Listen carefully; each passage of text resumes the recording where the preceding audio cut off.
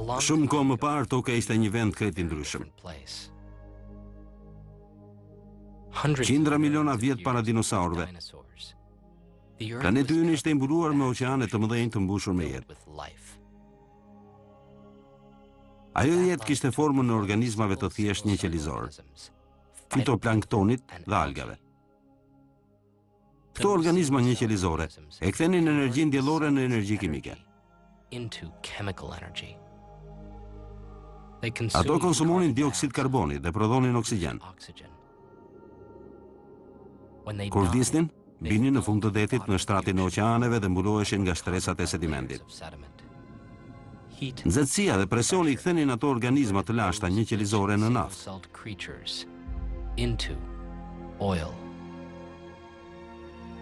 Rreth 150 vjet më parë, njerëzit filluan të shponin tokën dhe ta nxirrnin atë naftë. Dhe kjo është periudha kur bota jonë ndryshoi rrënjësisht. Nafta dhe gjaku i shoqërisë sonë. Pothuajse çdo gjë në jetën tonë përbëhet nga nafta. Ajo na ngroh, na freskon, na vën në lëvizje dhe na sjell ato që na duhen për të jetuar. Na çon atje ku duam të shkojmë. Por shfrytëzimi i naftës nga ana jonë ka edhe probleme. Dhe këto janë probleme serioze.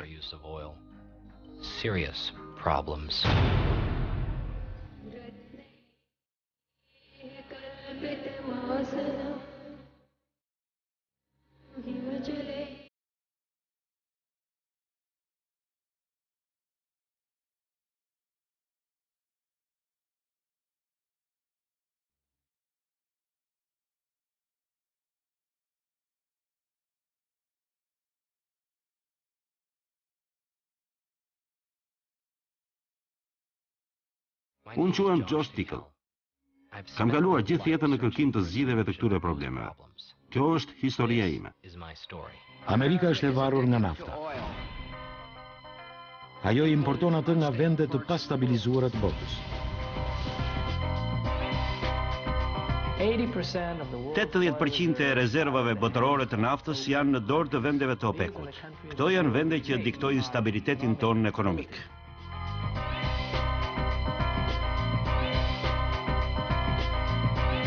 Ky është kompleksi i industrisë ushtarake të naftës. Ata luftojnë për naftën. Po përballemi me rënien e rezervave parësore të energjisë, të cilat ushqejnë ekonominë tonë. Në atë kohë do të kem vdekur, prandaj ky nuk është problemi im, është juaj.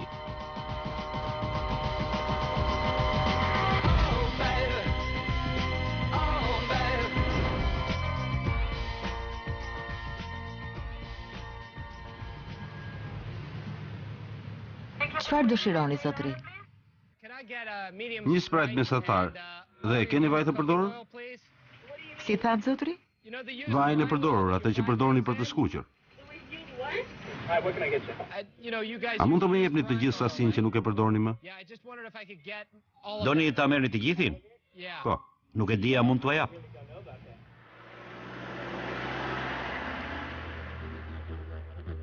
Kam lindur në vitin 1975 në Melbourne të Australisë.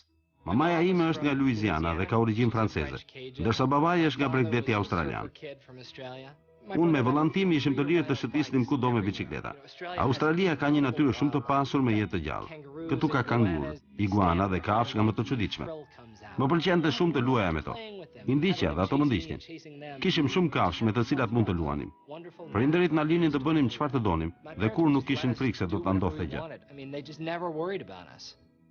Në fakt nuk kishte nga se të kishin frikë. Me kalimin e kohës, nënën e merrte malli gjithmonë më shumë për Amerikën. Sa herë që merrte letra qante. Antarët e familjes së saj në Shtetet e Bashkuara të Amerikës po vdisnin njëri pas tjetrit. Në fund ata vendosën që nëna ime të kthehej në Shtetet e Bashkuara të Amerikës së bashku me mua dhe vëllain.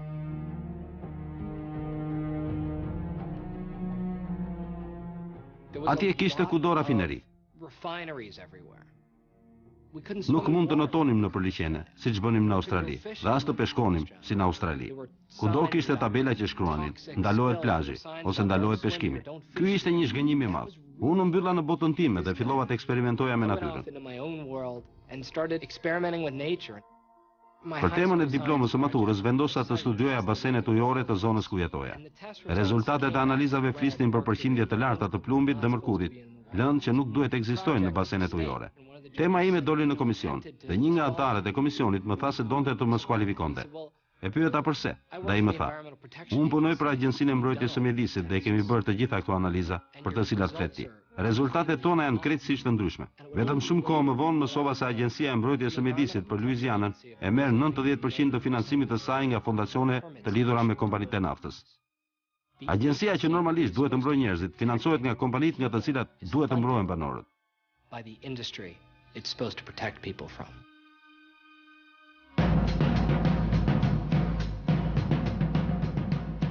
Në kohën që isha në universitet, shkova në Europë në kuadrin e një projekti të OKB-s mbi mbrojtjen e rezervave jetike të rinovueshme.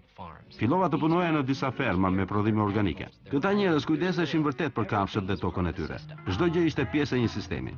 Një ditë pash një fermer që hodhi diçka që më duk si vaj bimor tek traktori i tij. Më tha se lënda ishte biodiesel. Pra ne vëmë në lëvizje traktorët dhe makinat me karburant të nxjerrë nga bimët që i kemi mbjell vetë. Fueled by crops that we had grown ourselves. I pash vetë farat për të cilat nuk fliste. Ai ishte biodieseli. Nëse do të mund të silja këtë karburant në Amerikë dhe ai të futej në përdorim, kjo gjë mund të ndryshonte botën. Could change the world.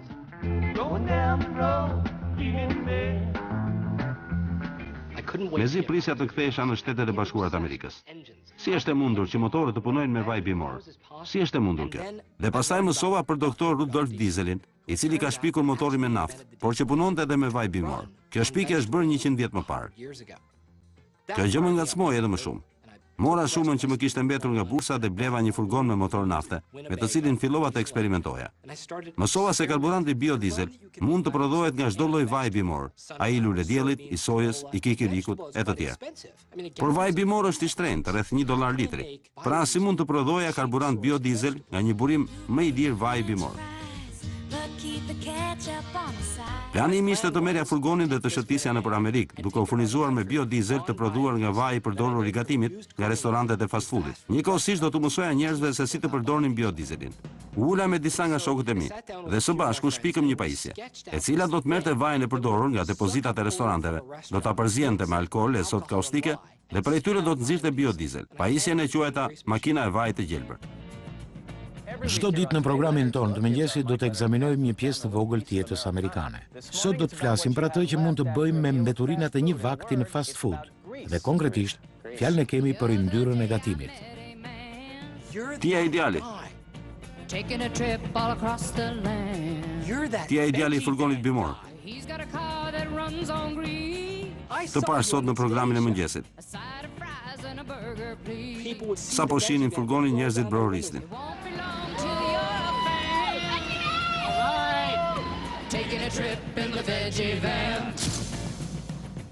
Ai furgoni bëri njerëzit kurreshtar.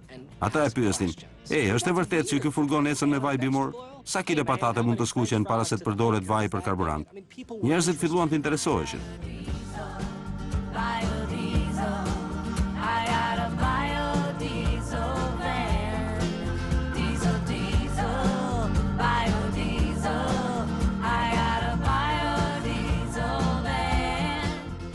Kam bërë një udhëtim që zgjati 2 vjet për të promovuar biodieselin.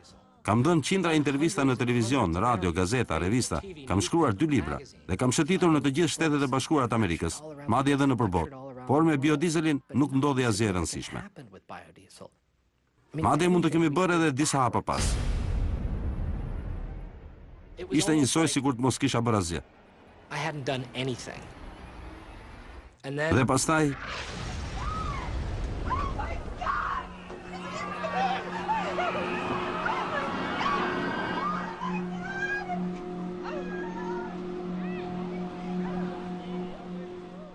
të gjithë e mbajnë mend se ku kanë qenë atë ditë. Ishim të gjithë të tronditur. Sipas CIA-s, 15 nga 19 rëmbyesit e avionëve ishin nga Arabia Saudite, prodhuesi më i madh i naftës në botë. Ndoshta nuk do ta marrin vesh kur se çfarë ka ndodhur atë ditë, por të gjithë mbajnë mend se çfarë ndodhi më vonë. Mos ka ndonjë lidhje me naftën e gjitha kjo? A mos na çojë deri këtu lloji i karburantit që kemi zgjedhur? E vetmja mënyrë për të gjetur një përgjigje është i kthehemi përsëri rrugës. Unë kisha një ide të mirë se ku t'i filloja kërkimet. Tani jemi gati të udhëtojmë.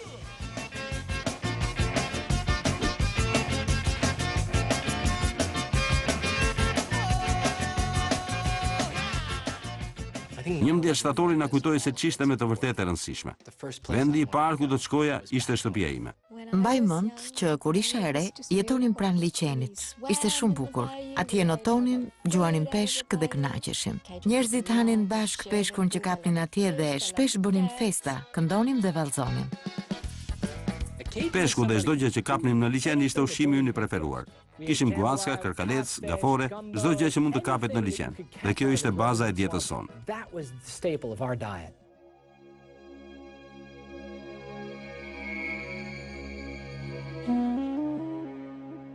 Zoti nuk I dha Luizianës plazhe të mëdha siç I ka dhënë Floridës. Nuk na dha as male siç I ka dhënë Colorados. Ai na dha fosile dinosaurësh. Na dha Jurassic Parkun e naftës dhe gazit, me të cilët ndërtuam uzina gjigante dhe një industri të tërë. Luiziana prodhon më shumë benzinë se çdo shtet tjetër I Shteteve të Bashkuara të Amerikës. Ne kemi 150 uzina të industrisë petrokimike në një zonë prej 150 kilometrash. Rafineritë nxejnë naftën bruto në kullat e distilimit.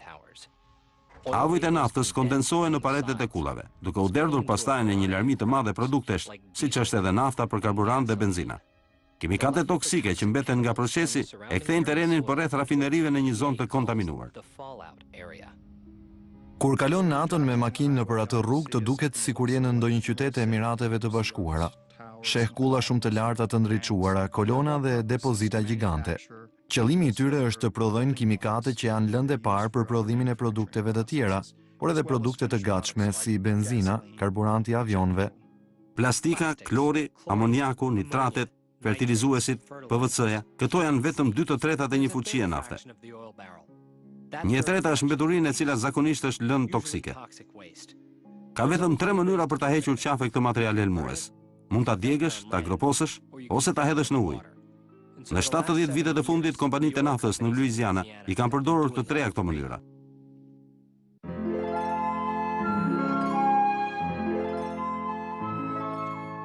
Të gjithë ata që janë rritur në Louisiana në shkollë në orën e historisë kanë parë një film të quajtur Historia e Louisianës. Aty tregohet historia e një njeriu dhe familjes së tij që jeton në një zonë naftëmbajtëse. Punojësit e kompanisë së naftës janë shumë të dashur, I sjellin vendit para, kujdesen për puset, pastrojnë, dhe të krijohet përshtypja se kur largohen, e lënë vendin më të pastër nga çegjetën. Por ekziston një hollësi që nuk na e kanë treguar kurrë. Ai film është financuar nga kompania Standard Oil. Ky ishte operacioni I parë I mbulimit nga ana e kompanisë Standard Oil. Ata shkonin në Louisiana, nxirrnin naftë dhe dernin mbeturinat në liçen duke krijuar një pellg gjigante elmuar. Mbaj mend që ktheheshim me makinë nga New Orleansi dhe kalonim nëpër këto zona të mëdha, ku shije vetëm zjarre të frikshme dhe disa re gjigante tymi. Për kilometra të tërë mezi merrje frym nga tymi dhe era e tmerrshme që vinte në atë vend. Një nga mënyrat me të cilat kompanitë petrokimike justifikojnë çlirimin në mjedis të kimikateve dhe nën-produkteve, si dhe mbeturinave të prodhimit, është duke thënë se ndodhin aksidente. Në fakt janë aksidente serioze. Ka edhe shpërthime. Ata njoftojnë banorët që të mbyllen në shtëpi dhe të izolojnë dyert dritare me shirit izolant. Komuniteti ynë është I rrethuar nga 11 rafineri nafte dhe një impjant për shkarkimin e mbeturinave në natyrë. Si pasojë I gjithë liçeni dhe I gjithë komuniteti janë kontaminuar. Kjo ndotje është akumuluar në organizmat e gjallë. Prandaj kur njerëzit hanë peshk, ata I fusin trupit helm. Kjo është dokumentuar nga Agjencia Shtetërore e Mjedisit. Kur u hedh një sy raporteve mbi këto aksidente, sheh se arrin nga 200 deri në 300 në vit. Kemi patur studime të vazhdueshme mbi këtë problem, por nuk janë publikuar kurrë. Mendon se kanë dashur të fshehin diçka? Ata mendojnë se kanë fshehur diçka. Fakte mbi përpunimin e PVC-s. PVC-ja është një material jo I dëmshëm, nuk ekziston asnjë rrezik si pasojë e ekspozimit ndaj tij. Ka edhe të tjera, pluri I PVC-s nuk është toksik. Këto janë gjërat që u thon njerëzve që punojnë në atë fushë. Këtu ka dokumenta që thon, nëse nuk tregojmë ato që dim, kjo mund të përdoret si dëshmi e një komploti nga ana e industrisë për t'i fshehur qeverisë informacione me rëndësi etike.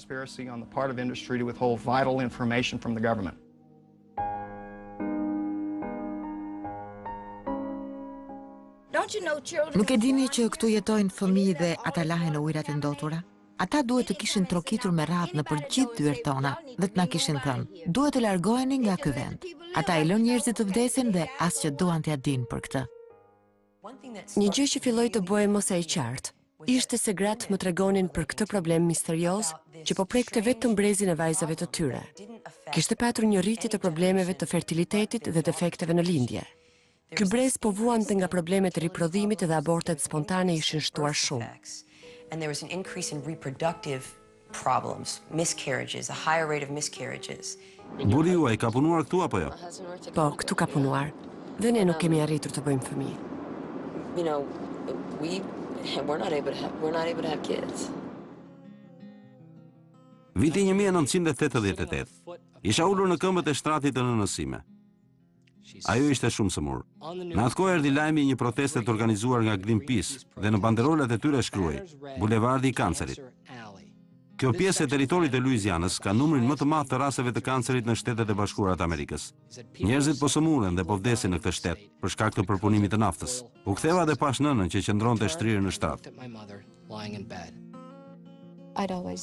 Unë gjithmonë kam ëndruar një familje të madhe dhe ndihem e privilegjuar që kam 2 djemë shumë të mirë.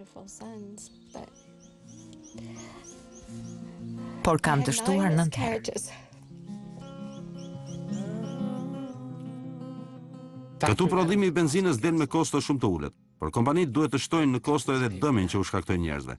Duhet të paguajnë për këtë dëm që I shkaktojnë banorëve.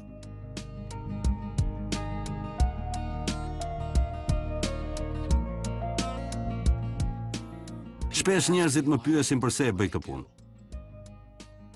A duhet t'u them të vërtetën?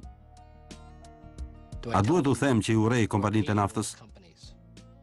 T'u them që ishte ajo urrejtje që më nxiti të hyja kësaj rruge? Kjo ndodh kudo ku përpunohet nafta. Ka një bulevard të kancerit në New Jersey në Kaliforni dhe po ashtu edhe në Nigeri. Ata njerëz vuajnë pajisane. Nigeria. Those people suffer just as much.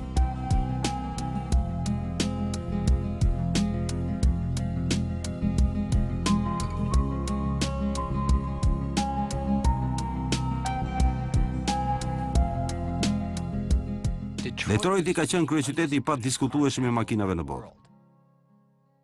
Por jo çdo gjë shkon mirë në qytetin e automobilëve. Çfarë ka ndodhur me industrinë dikur madhështore të makinave të Amerikës?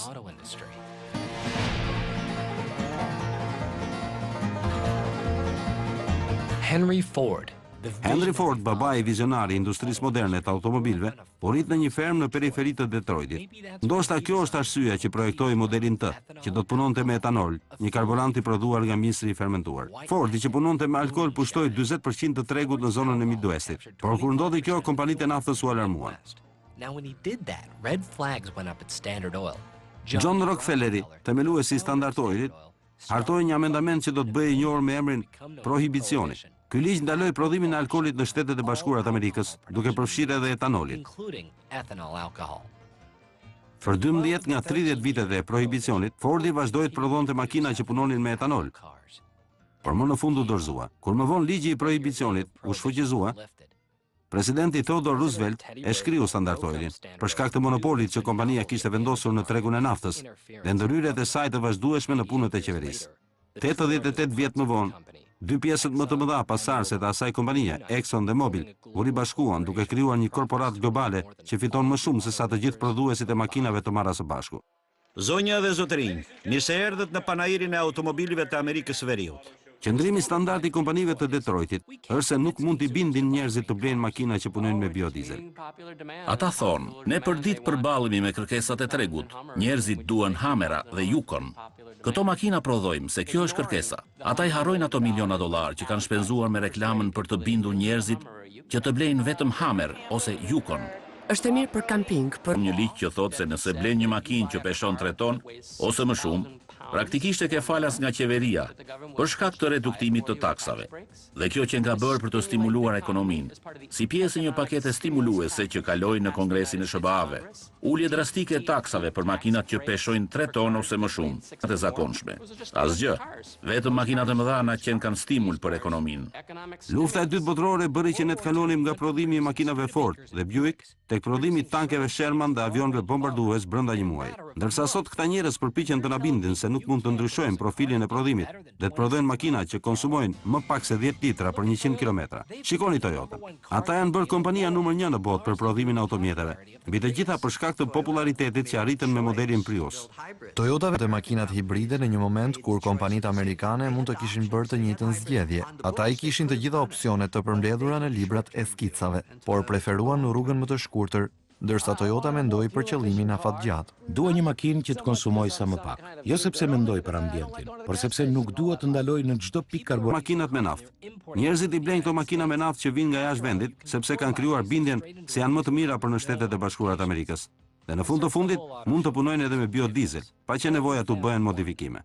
Pas panairin e makinave me naftë të Amerikës së Veriut, gjeta vetëm një model që mund të përdorej edhe me biodiesel, por nuk ishte përshitje. Bazuar në përvojën e tyre, amerikanët e dinë se makinat me naftë janë të rënda në drejtim, të ngadalta dhe bëjnë shumë tym. Por teknologjia e sot me naftës nuk është e tillë, dhe nuk flas vetëm për teknologjinë që vjen nga Europa.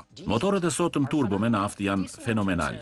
Kanë ndryshuar në mënyrë drastike gjatë 15-20 viteve të fundit. Duke filluar nga viti 2007, standardet e shkarkimit të gazrave për motorët me naftë dhe ata me benzinë do të jenë të barabartë.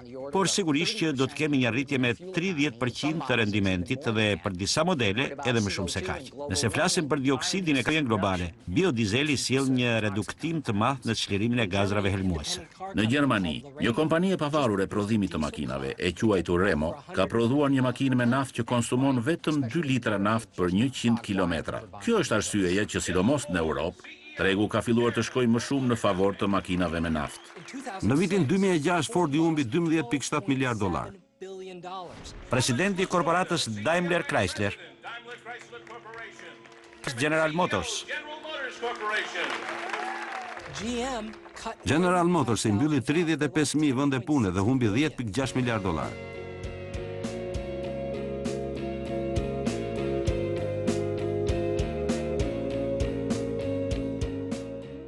Pse dreqin nuk qenë ka e mundur që makinat në SBA të ecin me elektricitet ose me biokarburante?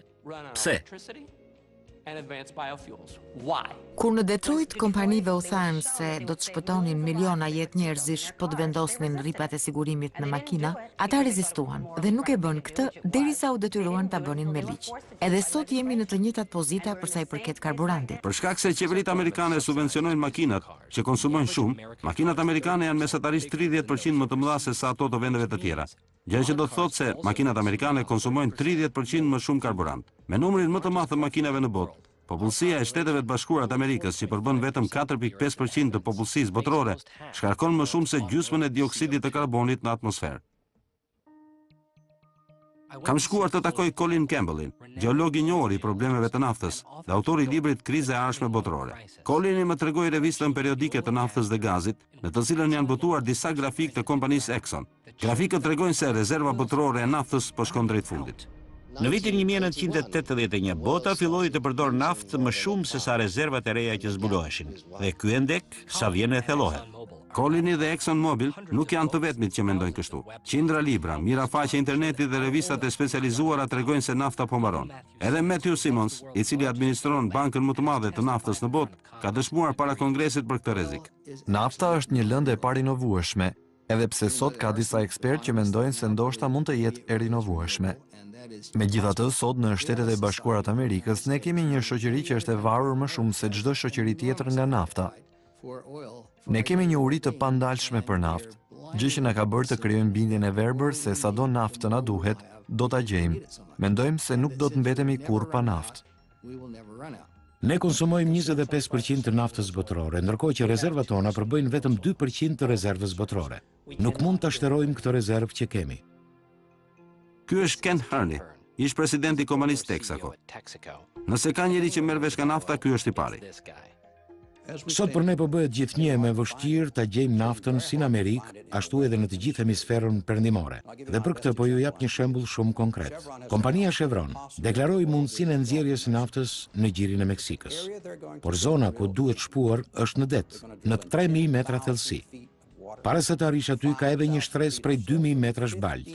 Pra janë 5000 metra nën sipërfaqe, mbi të cilën duhet ndërtuar platforma nga e cila do të nxjerret naftë. Do të ishte më lehtë të shkonim edhe një herë në hën sesa të kërkonim të nxjerrim naftë nga kjo zonë e planetit. Çështja kryesore është çfarë do të bëjmë pas 25 vjetësh, kur nafta të jetë paksuar në mënyrë drastike.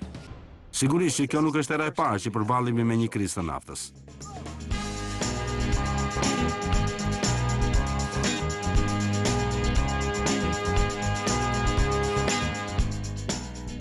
Në vitin 1973, organizata OPEC mbylli rubinetat e naftës për të marrë hak ndaj Shteteve të Bashkuara të Amerikës për ndihmën që i dhanë Izraelit në luftën e Yom Kipurit. Kur Jimmy Carter u bë president, reagoi duke krijuar një program ambicios për të shkëputur Amerikën nga varësia ndaj naftës së huaj. Ai madje instaloi panele diellore në çatinë e shtëpisë së bardhë. Ne do të fillojmë të shfrytëzojmë burime të reja të energjisë jo konvencionale që do të na çojnë përpara në shekullin e ardhshëm. Plani i Carterit po funksiononte. Dhe në kohën kur përfundoi mandatin, e kishte reduktuar konsumin e naftës në Shtetet e Bashkuara të Amerikës me 25%. Ky është një problem që nuk zgjidhet në pak vite. Ka mundësi që në pjesën e mbetur të këtij shekulli, situata të bëhet edhe më keq. Pasi Carteri përfundoi mandatin, në presidencë erdhi administrata e Reaganit, e cila i çmontoi panelet diellore të shtëpisë së bardhë. Ata ndryshuan edhe standardet e ekonomisë së karburanteve dhe nxitën konsumin e madh të karburanteve për të inkurajuar përdorimin e makinave të mëdha. Perceptimi i asaj administrate ishte që nuk ekziston asnjë problem ekonomik që nuk e zgjidh tregu. Prandaj nuk na duhen më politikat e energjisë dhe në fakt që nga koha e administratës së Carterit nuk kemi patur më politikat e energjisë. Parimi i administratës së Reaganit ishte që është më mirë të konsumosh sa më shumë që të kesh mundësi sepse kjo i bën të gjithë më të pasur. Por sigurisht që kjo është një gënjeshtër e madhe. Çdo president, duke filluar që nga Richard Nixoni, ka përjetuar një rritje të vazhdueshme të varësisë nga nafta e huaj. Para se të bëhej president, Jimmy Carter ishte fermer që merrej me kultivimin e kikirikëve. Por me çpun janë marrë ish presidenti dhe ish zëvendës presidenti amerikan para se të merrnin mandatin. Nuk janë marrë me kultivim kikirikësh. Presidenti Bush është njeriu i naftës së Teksasit dhe ishte nafta e Teksasit ajo që e solli në pushtet. Prandaj ai kurrësi nuk do të kalonte ndonjë ligj i cili do të dëmtonte industrinë e naftës. Sipas Komisiorit të Integritetit Publik, industria e naftës ka shpenzuar më shumë se $420 milion ndërmjet viteve 1998 dhe 2004 për të financuar politikanë e parti politike. ExxonMobil ishte kompania e parë me një financim prej $60 milion. Chevron Texaco vjen e dyta me $40 milion, ndërsa British Petroleum ndjek me $30 milion.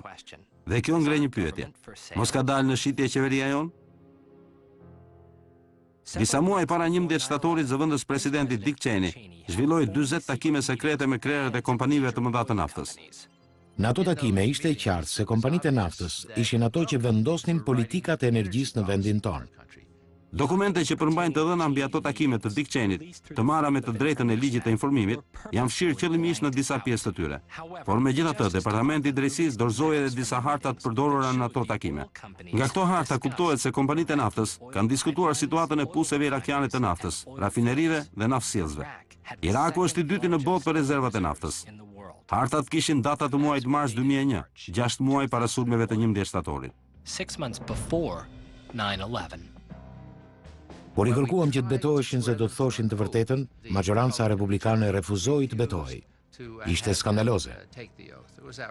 Presim të na bëni pyetjet. Më duket se mjafton. Kërkoj që komiteti të votojë nëse duhet të betohemi apo jo. Nuk do të ketë asnjë votim. Nuk ka ligj që ta thotë këtë. Kjo është një seancë e kryetarit dhe këto vendime kam marrë unë.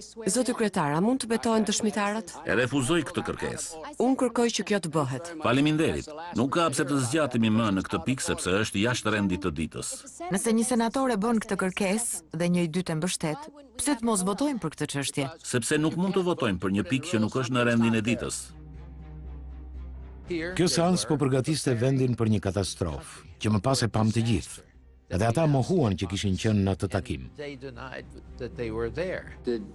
A ka marrë pjesë kompania juaj në takimin e organizuar nga zëvendës presidenti Cheney për energjinë në vitin 2001? Jo, nuk morëm pjesë. No. We did not, no. Personi që bëri të mundur që zyrtarët e naftës të mos bënin betimin është senatori Ted Stevens nga shteti i fuqishëm i naftës Alaska. Më vonë ajo akuzua se kishte marrë dhurata në formë rushfeti nga kompanitë e naftës. Nga Viking Grill $5,000, nga Land Rover 1999 $50,000, një zgjerim dhe rinovim të shtëpisë $250,000, të zotror senatorin e Alaskës e paçmuar. Priceless. Washington Posti botoi një listë të personave që morën pjesë në këtë komplot, për të cilin sot amerikanët po paguajnë një çmim të shtrenjtë.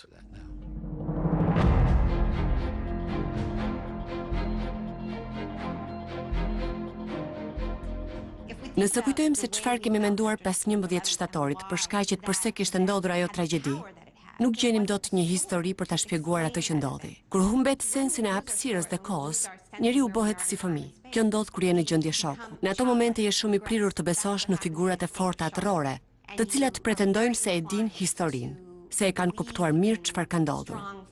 Po të përpiqemi të kuptojmë se çfarë ndodhi pas 11 shtatorit, kur ne e humbëm historinë tonë. Do të kujtojmë padurimin e administratës së Bushit, që ishte i papërmbajtshëm për të mbjellë tek njerëzit një histori të re. Dhe kjo histori e re quhej lufta kundër terrorit. Papritur më 12 shtator, patëm një mbledhje lufte në shtëpinë e bardhë, ku sekretari i mbrojtjes tha në mënyrë të hapur se duhej të sulmonim Irakun. Sekretari Wolfowitz tha se kishim gati arsyetimin që do t'i jepnin publikut amerikan, dhe arsyetimi ishte lufta kundër terrorit. Reagimi natyral i njerëzve pas 11 shtatorit ishte lidhja me njëri tjetrin për të orientuar në atë situatë. Kështu mund të përballosh tronditjen dhe boshllokun që të është krijuar. U krijua lidhja ndërmjet terrorizmit dhe luftës kundër terrorit, por kjo ishte diçka që nuk ekzistonte. Nuk kishte asnjë lidhje me Saddam Huseinit dhe Osama bin Ladenit. Nuk kishte asnjë armë të shkatrimit në masë. Po të kujtojmë mënyrën se si administrata e Bushit u përgjigje asaj situate ku kërkoi një sqarim i situatës, çdo gjë është e qartë. Sa më shumë mësojmë se si ka qenë e vërteta, aq më e sikletshme bëhet ajo e vërtetë për objektivat politik të qeverisë së Shteteve të Bashkuara të Amerikës. Ishte periudha para 11 shtatorit kur ne dinim disa gjëra, edhe periudha pas 11 shtatorit kur filloi të përdorej një gjuhë krejt e re, një histori krejt e re, e cila u shpik nga hiçi, edhe nuk ka gjë më të rrezikshme se kjo. Njerëzit në situata të tilla janë të gatshëm të bëjnë çdo gjë. Ekonomia amerikane jeton dhe vdes në varësi të naftës. Edhe ekonomia globale jeton dhe vdes në varësi të naftës. Prandaj do të ishte naive të thuash se lufta s'kishte lidhje me naftën. Arsyeja kryesore ishte nafta. Who's getting killed? Who's making a killing? People scratching for food, living in ruin. It just makes no sense. Who's kidding who with the gods of lighting fire? Who's kidding who with the guns and souls for high? Who's kidding who's back truth? The lips of life. Who's kidding me? Dëshira dhe nevoja jonë për të mbrojtur fluksin e naftës së huaj na detyron të shpenzojmë shumë të mëdha parash për praninë ushtarake në lindjen e mesme. Ne shpenzojmë $50 miliard në vit vetëm për të paguar aktivitetin e përditshëm ushtarak në atë zonë. Kongresi u akordon shumë të mëdha agjensive federale si dhe ministrive të interesuara, dhe ato nuk japin informacion për transaksionet e kryera me këto para. Qeveria federale që prej vitit 2001 ka investuar një shumë prej 3 trilion ato që quhen transaksionet të padokumentuara. Problemi më i madh në këtë drejtim ka qenë Pentagoni. Shërbimi i revizionimit pranon se ushtarakët nuk mund të japin informacion për 25% të shumave të shpenzuara. Unë gjykoj se kërcënimi më i madh që i kanoset Shteteve të Bashkuara të Amerikës nuk është ndonjë person që fshihet Rritja e çmimeve të naftës po dëmton seriozisht bizneset në Perëndim. Sot u shënua një tjetër rritje rekord. Drejtuesit e kompanive më të mëdha të naftës në vend kanë qenë në qendër të vëmendjes së opinionit publik në seancën e sotme të Kongresit. Nuk ju krijon asnjë shqetësim i bëni këtij vendi? Cili ka qenë kompensimi juaj? Në total rreth $12.5 milion. Me këtë çështje merret zyra e marrëdhënieve publike. Unë nuk e di shumën e saktë. Zoti Lohan, mos doni të thoni se nuk dini se sa para fitoni? Kjo është kriza e një fuqie të centralizuar. Ka një përplasje me kontroll të monopolizuar edhe pushtetit shtetëror. over something that we all need with the power of the state. Kompanitë e naftës po marrin fitimet më të mëdha në histori. ExxonMobil fitoi më shumë se $40 miliardë në një vit të vetëm. Kjo është një shumë më e madhe se sa i gjithë prodhimi i brendshëm bruto i disa shteteve. Korporatat edhe shteti po shkrihen në një entitet të vetëm. Po shohim se qeveria po drejtohet nga kompanitë e naftës. Është plotësisht e qartë. Në të gjithë botën tregtia e naftës bëhet me dollar. Dollarët që fitohen në vende të ndryshme shkojnë drejt bankave amerikane. Kjo do të thotë se Shtetet e Bashkuara të Amerikës mund të blejnë naftë thjesht duke futur në qarkullim dollar. Ky është një biznes shumë i mirë nëse je në gjendje ta çosh përpara. Është e njëjta gjë si puna e parave të thata, të cilat sot ne i kemi zëvendësuar me kartat e kreditit. Pasi mbaron krediti i një karte, nuk më. Dhe pastaj kalon te karta e një banke tjetër dhe shpenzon derisa të mbarojë edhe ajo. Në këtë rast, karta është nafta, dhe Shtetet e Bashkuara e bëjnë këtë punë që nga viti 1980. Kjo ka krijuar atë që ekonomistët e quajnë rrjeti i borxheve të jashtme. Ky borxh sot ka arritur në $3.5 trilion. Nëse vazhdon të marrësh borxh, ke dy mundësi: të shkosh në gjykatë dhe të deklarosh falimentimin, ose të marrësh armën në dorë dhe të shkosh dhe të grabisësh diku. SBA-t kanë zgjedhur. Kjo është ajo që sot quhet luftë kundër terrorit. That's what the war on terror is all about. Derisa të vi momenti që të vëmë në diskutim çështjen se deri kur kemi të drejtë të shfrytëzojmë burimet e mundshme në emër të së drejtës për të jetuar, do të përsëriten të njëjtat probleme. X baras Y plus Z. X është faktori që e bën Amerikën të lumtur, duke ushqyer dëshira dhe duke plotësuar nevojat për Amerikën, sepse ne kemi oreksin të madh. Prandaj ne na duhet Z-ja, ajo që ka pjesa tjetër e botës. Me mënyrën tonë të jetesës ne po e rrisim vazhdimisht faktorin Z dhe do të përdorim metodat më efikase që ka njohur Amerika për ta përvetësuar atë. Problemi nuk është varësia nga nafta e huaj. Problemi është mentaliteti perandorak. Së të ardhmes, ju dhe unë bashkë me qeverinë duhet të ndahemi nga mentaliteti i të jetuarit vetëm për sot.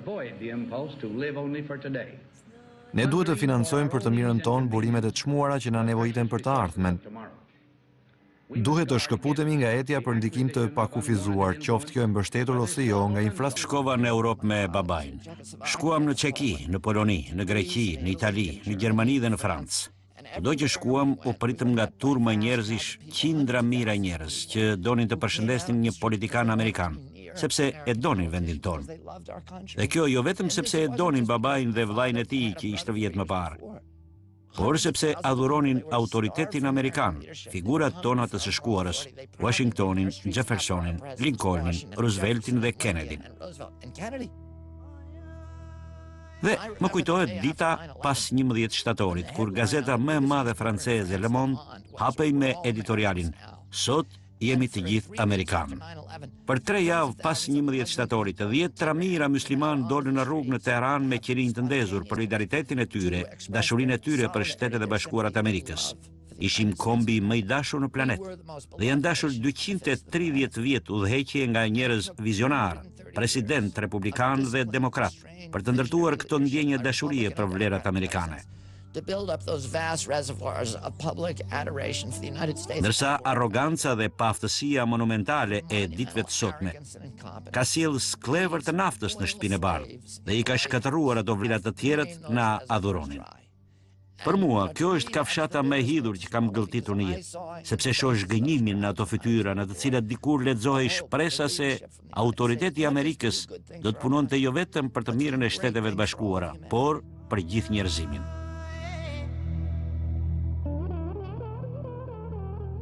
Abraham Lincoln ka thënë se Amerika është një shtet i madh, sepse ne jemi një shtet i mirë, dhe nëse një ditë nuk do të jemi më, do të humbasim edhe madhështinë tonë. Për shkak të varësisë nga nafta, ne kemi humbur madhështinë tonë, kemi humbur mirësinë tonë, sepse kemi vënë naftën para kartës së të drejtave. Ky nuk është një shtet i madh vetëm sepse këtu mund të vishet të jetosh mirë, por është shtet i madh për shkak të vlerave për të cilat ne jemi krenar dhe përpiqemi t'u trashëgojmë fëmijëve tanë këtë.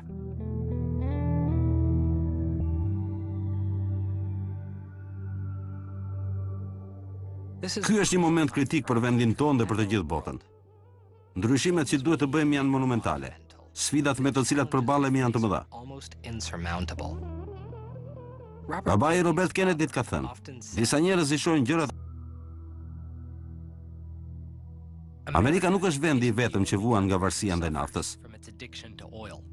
Doja të shija se si përballen me këtë problem vendet e tjera.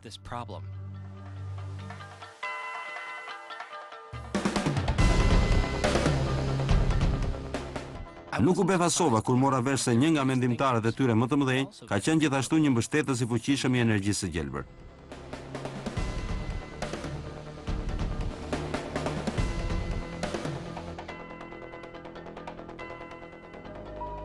Në këtë muze kemi ekspozuar parë dizel në botë dhe një objekt tjetër me shumë vlerë është edhe ditari Rudolf Dieselit. Ky është ditari origjinal? Po, ndërsa këtu ka shënime të tjera. Rudolf Christian Karl Dieseli lindi në Paris në vitin 1858 nga prindër gjerman. Ai ishte një djalë i ndrojtur që pjesën më të madhe të kohës e kalonte duke vizatuar. I interesonte çdo gjë që ishte mekanike dhe shpeshherë zbërthente edhe orën me lavjerës të shtëpisë. Kur mbushi 14 vjeç, Rudolf i shprehu për herë të parë qëllimin e tij në jetë.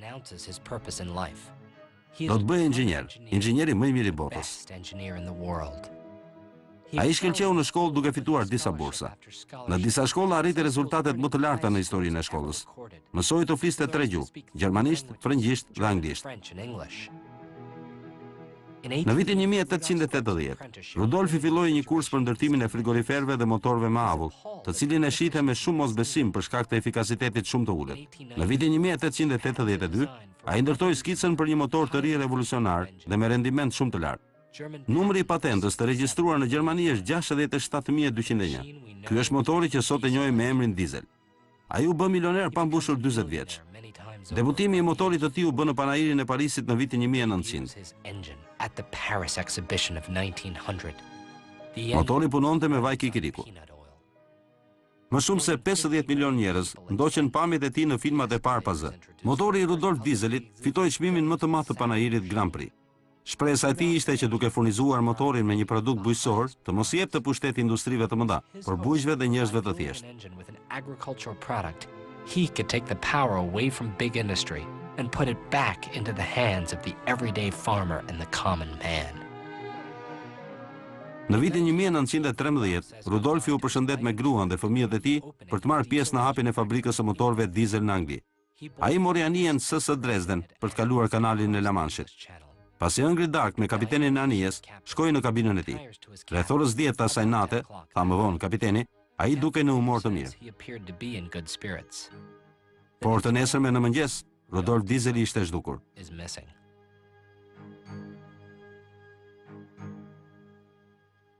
Anija u kontrollua në imtësi, por pa rezultat. Faqja e fundit e ditarit të tij ishte një vizatim i thjesht kryqi.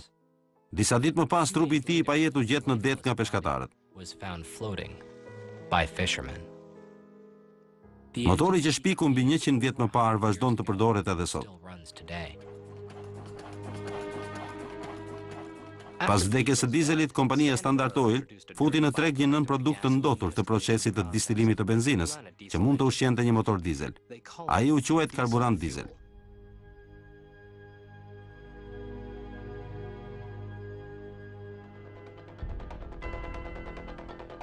Gjermania ka mbi 1900 pika karburanti, ku publiku mund të furnizohet me biodizel. Pse? Sepse është i mirë për tokën tonë.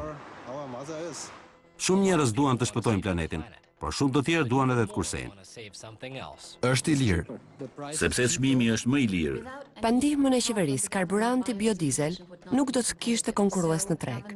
Qeveria ofroi ulje taksash për karburantin biodizel. Si rezultat, ky karburant po shitet në pikat e furnizimit 50% më lirë se sa karburantet e tjera. Çështja e biodizelit u bë një temë kaq e nxehtë në Gjermani sa edhe këngëtarët e muzikës pop u bën përcjellës të fuqishëm të mesazhit. Emri i artit është Shmudo, ndërsa emri i vërtet është Michael Schmidt. Shmudo është një nga reperat më të famshëm në Gjermani. Këtu ky artist është më i famshëm se Hasselhoffi. Është lehtë të shpjegosh pse biodizeli është më i mirë për mjedisin, sepse është i biodegradueshëm, ndot shumë më pak se sa nafta. Dhe në fundit, Është më i mirë sepse këtë karburant mund të arrisësh në kopshtin e shtëpisë dhe të furnizosh makinën në oborrin tënd. Mein rapsfeldige.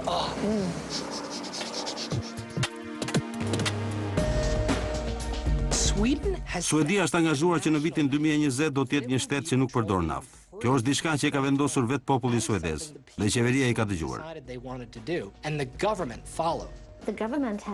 Qeveria ka shumë vjet që promovon energjinë e rinovueshme. Ne kemi vendosur të heqim të gjitha taksat për karburantet e rinovueshme. Kjo do të thotë se çmimi i këtyre karburanteve është tërheqës për klientët. Kryeministri deklaroi se Suedia do të bëhet shtëpia e një populli të gjelbër. Kam biseduar me drejtorin e kërkimeve mbi energjinë në Göteborg të Suedisë dhe ai më tregoi skicat e studimet që kishin bërë për vitin 2010, pastaj planin për vitin 2020. Ata kanë pikë synimet e qarta afatgjata dhe po përgatiten për situatat me të cilat mund të përballen në të ardhmen në fushën e karburanteve. Janë shumë të shqetësuar për paksimin e rezervave të naftës dhe për faktin se çmimet e karburanteve do të rriten në mënyrë dramatike. Duan të jenë të përgatitur.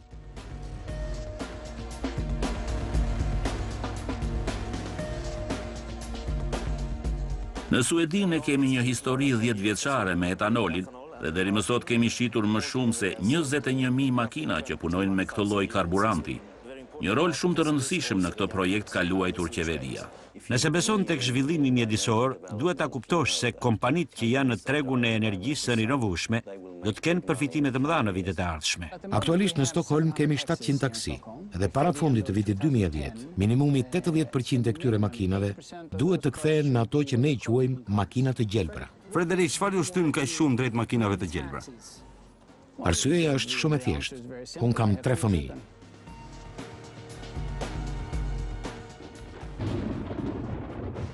Udhëtimi im në Europë u ndërprej kur mora disa lajme të këqija nga vendi im. Kjo ishte sikur në familjen time të kishte ndodhur një vdekje tjetër. Me erëra që fryn me 200 km/h, uragani Katrina po shkatron Bregdetin e gjirit të Meksikës. I telefonova familjes time dhe ata më thanë se kishin ikur nga shtëpia dhe nuk e dinin nëse do të ktheheshin më. Pastaj linja u ndërpre. 33.3 milion litra karburant toksik u derdhën dhe u përhapën në gjiret, liqenet, kënetat e lumenj. E gjitha ajo sasi ishte naftë bruto, e gjitha nga fabrikat e përpunimit. Asgjë mbi këtë lajm nuk u raportua në media.